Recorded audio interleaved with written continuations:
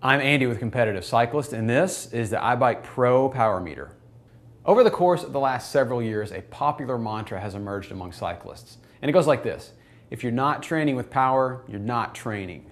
I'm sure you've heard this thousands of times by now, and you've also read countless studies and articles about how much more efficient and more effective your training can be when you use a device that tells you how many watts you're slamming into the pedals during your interval workouts, your hill repeats, your Saturday morning slugfest, or even the weekly local crit series. But training with a power meter can be, well, it is expensive, and interpreting the data from the software that's usually included can be a difficult endeavor without the assistance of a coach or somebody who's familiar with that type of software. In addition, many of us have multiple devices we like to use when training. The usual suspects are heart rate monitors, cyclometers, power meters, and even sometimes altimeters. But there aren't too many devices on the market that provide all of this data in one shot. And then integrating all of that data into one program that gives you a data-rich snapshot of your rides can also be quite difficult. Fortunately, that's where the iBike power meters have come to the rescue. They're not only affordable, but they're also brimming with features and functionality.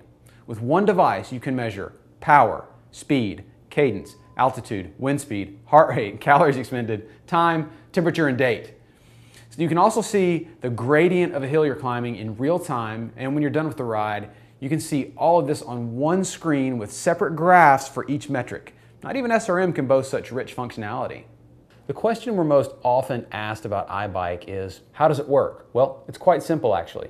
The iBike measures the forces aligned against you when you pedal a bike. It uses advanced aerospace and automotive sensors to precisely measure the resistive forces opposing the cyclist's forward motion, and a powerful microprocessor to solve in real time the fundamental physics equations that determine power levels. These calculations are based on Newton's third law, and for those of us like me who slept through physics class in high school, that's the one that says every action has an equal and opposite reaction. Fortunately, the iBike makes all of these calculations for you, and they make it easy to set up. First thing you do is attach the speed and cadence sensors to your bike. Then affix the wireless mount to your stem or bars. And once all the hardware is attached to your bike and the sensors have been paired up, you can use the software they provide to dive deeper into the setup. You'll need to tell the iBike the weight of you plus the bike and your gear, the wheel circumference, whether you prefer kilometers or miles, and then set the interval for recording wattage and hill gradient data, either 1 or 5-second recording intervals. The final steps in the setup process are to calibrate the tilt of the power meter, which relates directly to the hill grade, and then perform a wind offset in a calm area. After these initial steps, you'll hit the road and move on to the coast downs and what they call a 4-mile ride in order to create a profile or a bike rider specific footprint in the brain of the iBike. The coast downs and 4-mile ride allow the unit to collect data on those opposing forces we talked about earlier, and will help you smooth out some of the spikes you see when analyzing the ride using the iBike software later. When you're on the bike, you get a host of info right at your fingertips. The 5-point click ring at the top of the iBike ensures you are no more than 1 or 2 clicks away from any piece of information you may need. And the large 3-line display makes it easy to keep your favorite 3 metrics in front of you at all times.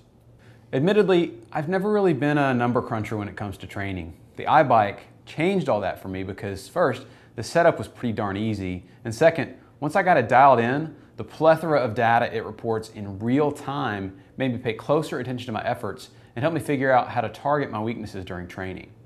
I like this better than my Power Tap because there's just nothing missing. It has every single piece of data I can think of, and it's all easily accessible. I also like the fact that the folks at iBike are constantly improving their software and firmware, and they make all of these updates available on their website free of charge. The founder of iBike, John Hammond, can be contacted directly through their website, and he listens intently to his loyal customers. If someone finds a bug, iBike fixes it and pushes out a new firmware update within days, not weeks. In the age where early adoption usually results in early obsolescence, it's nice to know that the folks at iBike have designed their power meter to accept updates of this nature.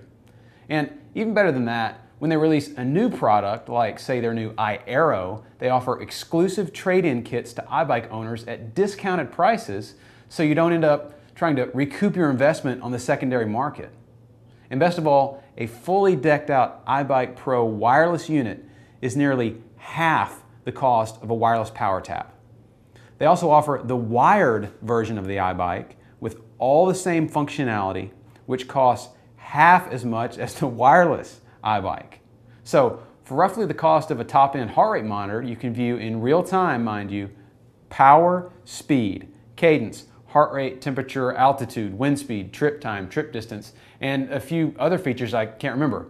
The iBike, in my opinion, is the device that can bring training with power to everyone because it's just so darn affordable and easy to use.